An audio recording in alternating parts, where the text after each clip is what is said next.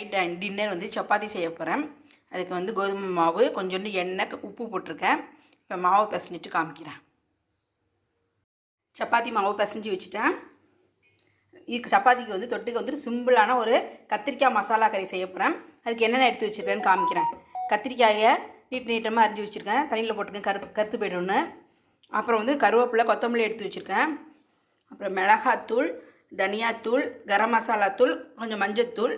அப்புறம் வந்து நிலக்கடலையை வந்து வறுத்து பொடி பண்ணி வச்சுருக்கேன். நீங்கள் வறுத்த நிலக்கடலையை இருந்தால் அப்படியே பொடி பண்ணிக்கலாம். இதான் நான் எடுத்து வச்சுருக்கேன். அது எப்படி சிம்பிளாக செஞ்சு செய்கிறேன்னு காமிக்கிறேன். எண்ணெய் காஞ்சிருச்சு. இப்போ ஜீரகம் தாளிக்க போகிறேன்.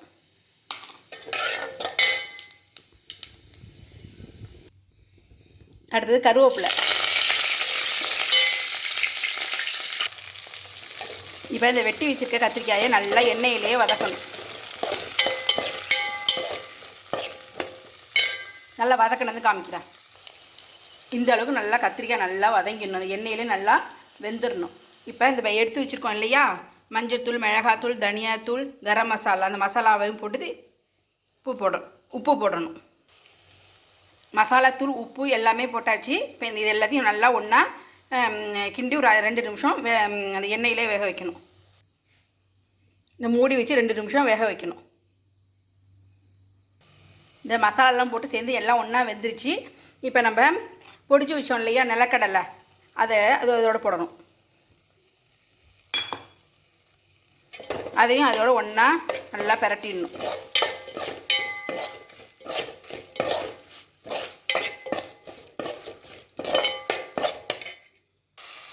இப்போ நறுக்கிய கொத்தமல்லி போட்டு அதையும் ஒரு கிண்டினோம்னா சிம்பிளான கத்திரிக்காய் மசாலா கறி ரெடி. இதை சப்பாத்திக்கு தொட்டு சாப்பிட்டோன்னா ரொம்ப சூப்பராக இருக்கும். நீங்களும் இதுமாரி செஞ்சு பாருங்கள். அடுத்து நம்ம சப்பாத்தி போடுவோம். சப்பாத்தி திரட்டிட்டேன். இப்போ இதை தோசைக்கல்ல எடுத்து போடுவோம்.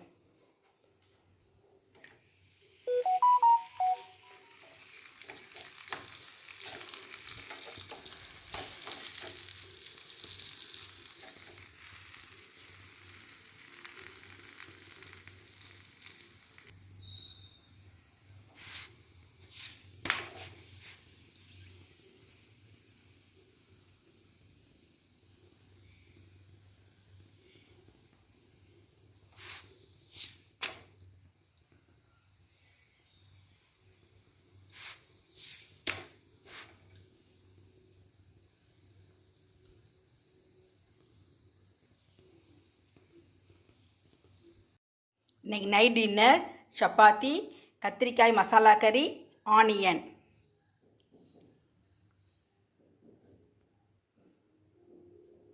இதான் இன்றைக்கி எங்கள் வீட்டு நைட் டின்னர்.